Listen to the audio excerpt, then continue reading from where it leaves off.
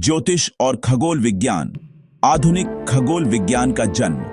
क्या आपने कभी सोचा है कि हम इस विश्वास से कि पृथ्वी ही हर चीज का केंद्र है, यह समझने तक कैसे पहुंचे कि यह सिर्फ एक साधारण तारे की परिक्रमा करने वाला एक ग्रह है? यह परिवर्तन ज्योतिष के रहस्यमयी आसमान से लेकर खगोल विज्ञान के वैज्ञानिक ब्रह्मांड तक मानव विचार में सबसे बड़ी क्रांतियों में से एक है। आइए आधुनिक खगोल विज्ञान के जन्म के समय में वापस चलें, जहां बहादुर विचारकों ने सदियों पुरानी मान्यताओं को चुनौती देने की हिम्मत की। 1. कोपरनिकस और सूर्य केंद्रित विचार का जन्म। 1500 के दशक की शुरुआत में यूरोप के विद्वान अभी भी टॉलेमी के भू केंद्रित मॉडल का पालन करते थे, जो पृथ्वी को ब्रह्मांड के केंद्र में रखता था। उनका मानना था कि ग्रह हमारे चारों ओर एकदम गोल वृत्तों में नाचते थे। लेकिन एक समस्या थी, यह मॉडल मंगल जैसे ग्रहों की अजीब पिछड़ी गति, जिसे वक्री गति रेट्रोग्रेड मोशन कहते हैं, को पूरी तरह से समझा नहीं सका। और फिर आते हैं निकोलस कोपरनिकस, एक शांत पोलिश खगोल शास्त्री और गणितज्ञ। प्राचीन ग्रीक ग्रंथों का अध्ययन करने और सालों तक सावधानीपूर्वक गणना करने के बाद उन्होंने एक साहसी विचार प्रस्तावित किया। सूर्य न कि पृथ्वी सौर मंडल के केंद्र में है।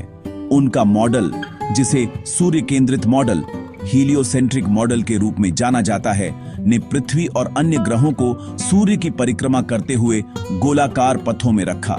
कोपरनिकस के पास आधुनिक दूरबीनें नहीं थीं, केवल गणित और साहस था। उनका मकसद धर्म को चुनौती देना नहीं था, बल्कि ब्रह्मांड का एक सरल और ज्यादा सुंदर मॉडल बनाना था। 1545 में उनकी किताब दी रेवोल्यूशनिबस ऑर्बियम कोलेस्टियम on the revolutions of the heavenly spheres ने सब कुछ बदल दिया। 2. कोपरनिकस का मॉडल बनाम भू केंद्रित मॉडल। तो कोपरनिकस के मॉडल को क्रांतिकारी क्या बनाता है? भू केंद्रित मॉडल में पृथ्वी स्थिर थी, जबकि बाकी सब कुछ सूर्य, चंद्रमा और ग्रह उसकी परिक्रमा करते थे। इसके विपरीत कोपरनिकस के मॉडल ने वक्री गति को स्वाभाविक रूप से समझाया। जब पृथ्वी अपनी कक्षा में मंगल से आगे निकलती है, तो मंगल आकाश में पीछे की ओर बढ़ता हुआ दिखाई देता है। इसलिए नहीं कि मंगल अजीब तरह से चलता है, बल्कि इसलिए कि हम तेजी से चल रहे हैं। इस विचार ने उन जटिल अधिचक्रों एपिसाइकल्स की प्रणाली को सरल बना दिया, जिनका उपयोग टॉलेमी ने ग्रहों की गति को समझाने के लिए किया था।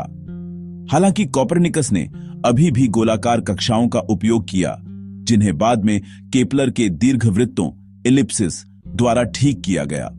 उनके मॉडल ने वैज्ञानिक क्रांति की नींव रखी। सूर्य केंद्रित सिद्धांत की सुंदरता उसकी सादगी और गणितीय सामंजस्य में थी। एक ऐसा ब्रह्मांड जो दैवीय व्यवस्था से नहीं, बल्कि प्राकृतिक नियम से समझ में आता था। 3. गैलीली प्रयोगात्मक प्रतिभा। कुछ दशकों बाद इटली के एक वैज्ञानिक गैलीलियो गैलीली आए, जिन्होंने कोपरनिकस के सिद्धांत को देखने योग्य वास्तविकता में बदल दिया। कोपरनिकस के विपरीत गैलीलियो के पास एक शक्तिशाली नया उपकरण था, दूरबीन। 1609 में उन्होंने इसका इस्तेमाल रात के आकाश में और गहराई से देखने के लिए किया, और ऐसी खोजें की जिन्होंने दुनिया को हिलाकर रख दिया। उन्होंने बृहस्पति की परिक्रमा करते हुए 4 चंद्रमाओं को देखा। यह एक स्पष्ट प्रमाण था कि हर चीज पृथ्वी के चारों ओर नहीं घूमती है। उन्होंने शुक्र ग्रह की कलाओं फेजेस को देखा, जो केवल तभी हो सकती थीं जब शुक्र सूर्य की परिक्रमा करता हो।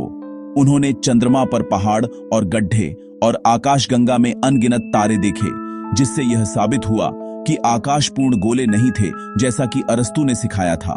खगोल विज्ञान के अलावा गैलीलियो ने चतुर प्रयोगों के माध्यम से गति और बलों का अध्ययन किया, जैसे झुके हुए तलों पर गेंदों को लुढ़काना।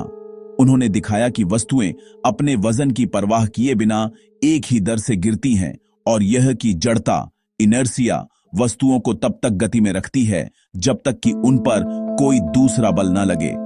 ऐसे विचार जिन्होंने बाद में न्यूटन को प्रेरित किया। 4.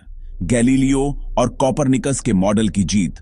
गैलीलियो की खोजों ने सूर्य केंद्रित मॉडल का समर्थन करने वाले प्रत्यक्ष प्रमाण दिए। उनकी दूरबीन ने गणितीय सिद्धांत को दृश्य सत्य में बदल दिया।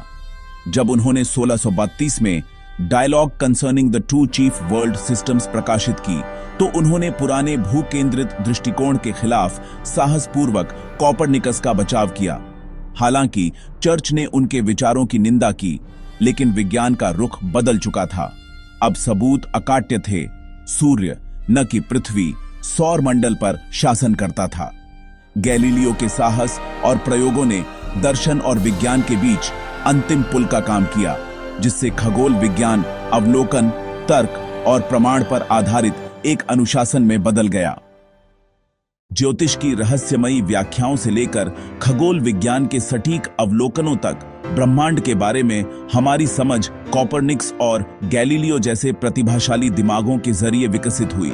उनका काम हमें याद दिलाता है कि सच्चाई अक्सर एक फुसफुसाहट के रूप में शुरू होती है और जिज्ञासा, साहस और सवाल करने की इच्छा के साथ सबसे छोटा विचार भी पृथ्वी को हिला सकता है। ज्योतिष और खगोल विज्ञान, आधुनिक खगोल विज्ञान का जन्म।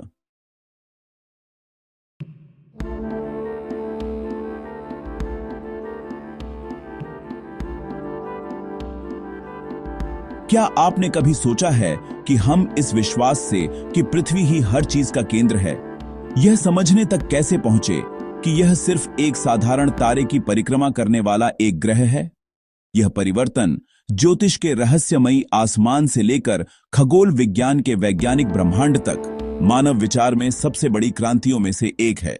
आइए आधुनिक खगोल विज्ञान के जन्म के समय में वापस चलें, जहां बहादुर विचारकों ने सदियों पुरानी मान्यताओं को चुनौती देने की हिम्मत की। 1. कॉपरनिकस और सूर्य केंद्रित विचार का जन्म 1500 के दशक की शुरुआत में यूरोप के विद्वान अभी भी टॉलेमी के भू केंद्रित मॉडल का पालन करते थे, जो पृथ्वी को ब्रह्मांड के केंद्र में रखता था। उनका मानना था कि ग्रह हमारे चारों ओर एकदम गोल वृत्तों में नाचते थे। लेकिन एक समस्या थी, यह मॉडल मंगल जैसे ग्रहों की अजीब पिछड़ी गति, जिसे वक्री गति रेट्रोग्रेड मोशन कहते हैं, को पूरी तरह से समझा नहीं सका। और फिर आते हैं निकोलस कॉपरनिकस, एक शांत पोलिश खगोलशास्त्री और गणितज्ञ।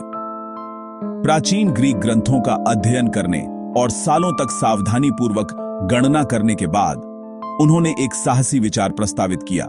सूर्य न कि पृथ्वी सौर मंडल के केंद्र में है। उनका मॉडल, जिसे सूर्य केंद्रित मॉडल, हीलियोसेंट्रिक मॉडल के रूप में जाना जाता है, ने पृथ्वी और अन्य ग्रहों को सूर्य की परिक्रमा करते हुए गोलाकार पथों में रखा। कॉपरनिकस के पास आधुनिक दूरबीनें नहीं थीं, केवल गणित और साहस था। उनका मकसद धर्म को चुनौती देना नहीं था, बल्कि ब्रह्मांड का एक सरल और ज्यादा सुंदर मॉडल बनाना था। 1545 में उनकी किताब दी रेवोल्यूशनिबस ऑर्बियम कोलेस्टियम on the revolutions of the heavenly spheres ने सब कुछ बदल दिया। 2. कॉपरनिकस का मॉडल बनाम भू केंद्रित मॉडल। तो कॉपरनिकस के मॉडल को क्रांतिकारी क्या बनाता है? भू केंद्रित मॉडल में पृथ्वी स्थिर थी, जबकि बाकी सब कुछ, सूर्य, चंद्रमा और ग्रह, उसकी परिक्रमा करते थे। इसके विपरीत कॉपरनिकस के मॉडल ने वक्री गति को स्वाभाविक रूप से समझाया। जब पृथ्वी अपनी कक्षा में मंगल से आगे निकलती है, तो मंगल आकाश में पीछे की ओर बढ़ता हुआ दिखाई देता है।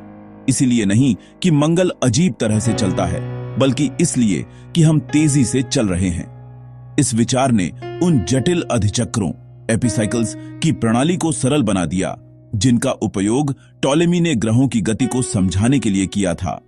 हालांकि कॉपरनिकस ने अभी भी गोलाकार कक्षाओं का उपयोग किया, जिन्हें बाद में केपलर के दीर्घवृत्तों, एलिप्सिस द्वारा ठीक किया गया। उनके मॉडल ने वैज्ञानिक क्रांति की नींव रखी। सूर्य केंद्रित सिद्धांत की सुंदरता उसकी सादगी और गणितीय सामंजस्य में थी। एक ऐसा ब्रह्मांड जो दैवीय व्यवस्था से नहीं, बल्कि प्राकृतिक नियम से समझ में आता था। 3. गैलीलियो गैलीली, प्रयोगात्मक प्रतिभा। कुछ दशकों बाद इटली के एक वैज्ञानिक गैलीलियो गैलीली आए, जिन्होंने कॉपरनिकस के सिद्धांत को देखने योग्य वास्तविकता में बदल दिया। कॉपरनिकस के विपरीत गैलीलियो के पास एक शक्तिशाली नया उपकरण था, दूरबीन। 1609 में उन्होंने इसका इस्तेमाल रात के आकाश में और गहराई से देखने के लिए किया और ऐसी खोजें की जिन्होंने दुनिया को हिलाकर रख दिया।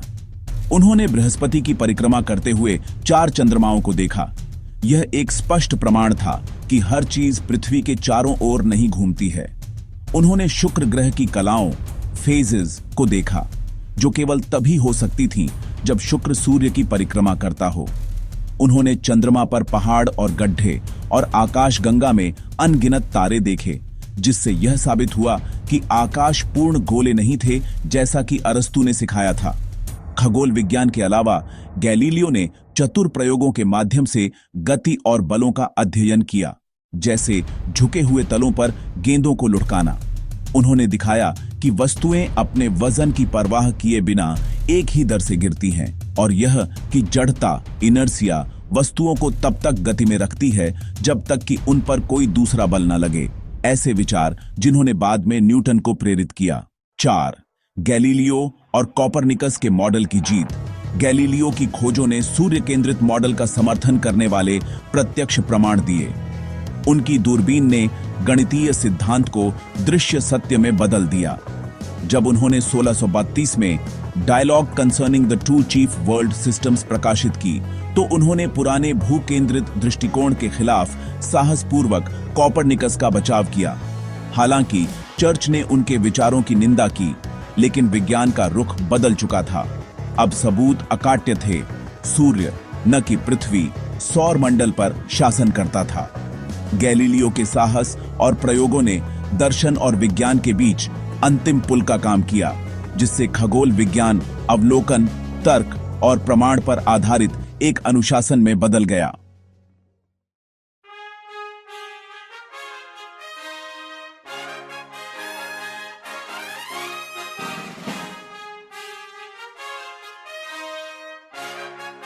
ज्योतिष की रहस्यमयी व्याख्याओं से लेकर खगोल विज्ञान के सटीक अवलोकनों तक, ब्रह्मांड के बारे में हमारी समझ कोपरनिकस और गैलीलियो जैसे प्रतिभाशाली दिमागों के जरिए विकसित हुई।